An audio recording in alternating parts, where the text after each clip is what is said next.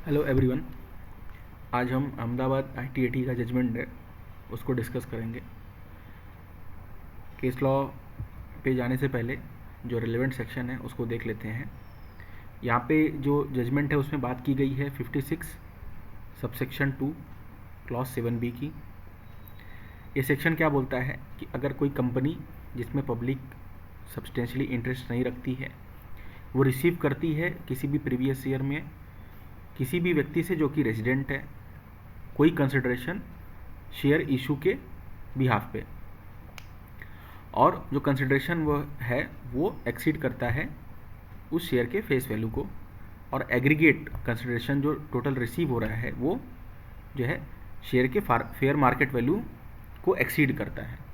तो जब fair market value को भी एक्सीड करेगा तो क्या होगा, जो एक्सेस अमाउंट है उसको इनकम फ्रॉम अदर सोर्स में टैक्सेबल कर दिया जाएगा।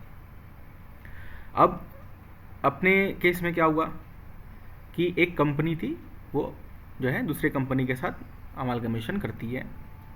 अमालगमेशन जो है वो हाई कोर्ट के ऑर्डर के अनुसार किया जाता है। जो टोटल जो है असेट थी, असेट में से जो है लायबिलिटी को माइनस किया गया, जो नेट असेट आया उस अमाउंट को उन्होंने जो है कैपिटल रिजर्व में जो है अकाउंटिंग कर दी, और सारे एसेट को उन्होंने बुक पे लिया, बाकी की जो लायबिलिटी थी उनको भी बुक पे लिया, सिर्फ लैंड को जो है उन्होंने वैल्यूएशन किया और उसको ट्रेडिंग एसेट करके डील किया।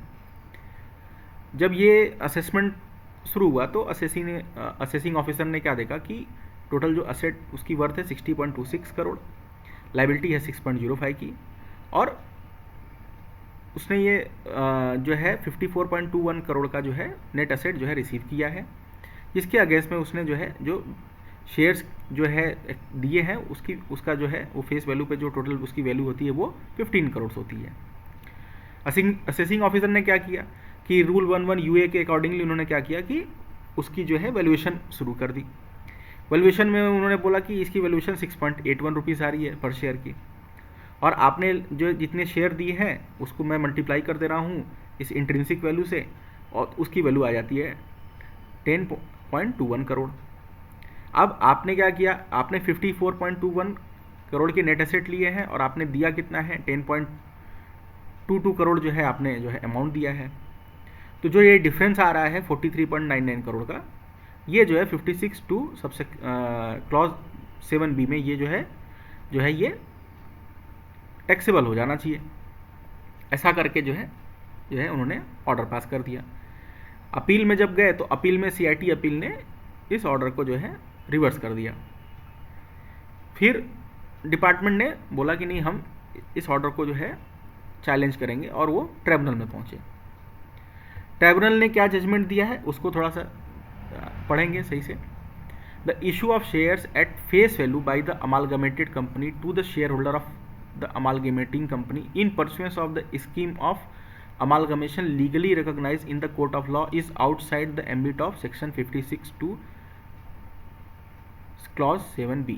तो उन्होंने बोला कि भाई ये तो जो है अमालगमेशन हो रहा है वो एज पर द कोर्ट हो रहा है, तो इसको आप जो है इसमें जो है आप 56 to 7B को आप अट्रैक्ट नहीं कर सकते हो।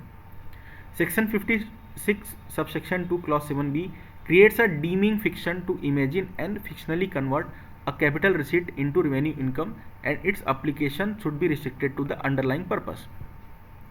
दूसरा उन्होंने बोला कि आप ये जो सेक्शन है वो जिस पर्पज़ के लिए है उस तक ही आपको इसको रिस्ट्रिक्ट करना चाहिए, आप इसको हर जगह पे अप्लाई नहीं कर सकते हो। फिर उन्होंने बोला कि आप जो फाइनेंस बिल 2012 था जिससे ये सेक्शन इंट्रोड्यूस किया गया उसको आप अगर पढ़ेंगे, और जो CBDT का सर्कुलर है, सर्कुलर नंबर 3/2012 डेटेड 12 जून 2012, तो उसको पढ़ने से ये चीज़ तो एकदम क्लियर हो जाती है कि ये जो प्लानिंग की जाती थी, एक्सेसिव जो है शेयर प्रीमियम पे जो है शेयर इशू किए जाते थे, उसको जो है कर्ब करने के लिए ये मेजर लिया गया था। वापस उन्होंने जो इस जजमेंट का जो क्रक्स हम बोल सकते हैं वो क्रक्स पे थोड़ा अपने को ध्यान देना पड़ेगा। उन्होंने क्या कहा, On a plain reading, two things immediately emerges from the newly inserted provision 1।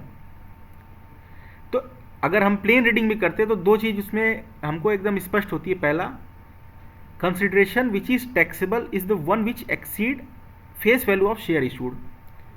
तो कंसिडरेशन कौन सा टैक्सेबल होगा? जब फेस वैल्यू से जब एक्सीड होता है कंसिडरेशन, तब दूसरा in the event of share issued at consideration above face value. दूसरा जो कंसिडरेशन, दूसरा क्या है कि अगर कंसिडरेशन जो है एबव जो है फेस वैल्यू है, the same need to be compared with market value to determine as per sub clause A. अब जब एक तो क्या हो गया कि भाई अपना फेस वैल्यू से एक्सीड कर रहा है, तो आपको पहले उसके बाद में आप इसके तरफ जो है आप अप्लीकेशन कर सकते हैं। दूसरा क्या बोला कि चलो ठीक है फेस वैल्यू से एक्सीड हो गया, लेकिन मार्केट वैल्यू से जब एक्सीड होगा तो ही जो है आपको जो है इस जो है प्रोविजन को अप्लाई करना है।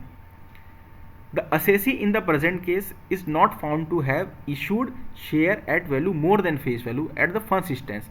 तो पहली जो कंडीशन थी, पहली कंडीशन क्या थी कि शेयर फेस वैल्यू से ज़्यादा में आपने जो है इशू किया।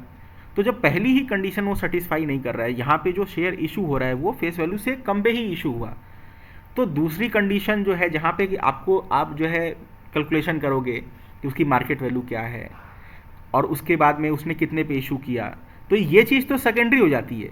जो पहली कंडीशन है 56 सबसेक्शन 2 क्लॉज 7B की, वो पहली कंडीशन क्या है कि शेयर जो है वो फेस वैल्यू से एक्सीड करना चाहिए।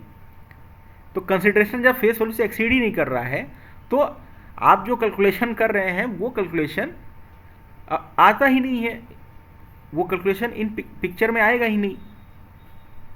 तो ये जजमेंट, और उसके बाद में जो फाइनेंस मिनिस्टर का जो उस वक्त का जो उन्होंने स्पीच दी थी, वो स्पीच में भी उन्होंने किस मोटिव से इसको लाया गया है और सीबीडीटी का सर्कुलर भी क्या बातें बोलता है, ये सारा उन्होंने जजमेंट में उन्होंने ये सारे चीज़ों को पॉइंट आउट किया और बोला कि इस केस में आपका जो आपने जो एडिशन आप करना चाह रहे हो वो एडिशन पॉसिबल नहीं है।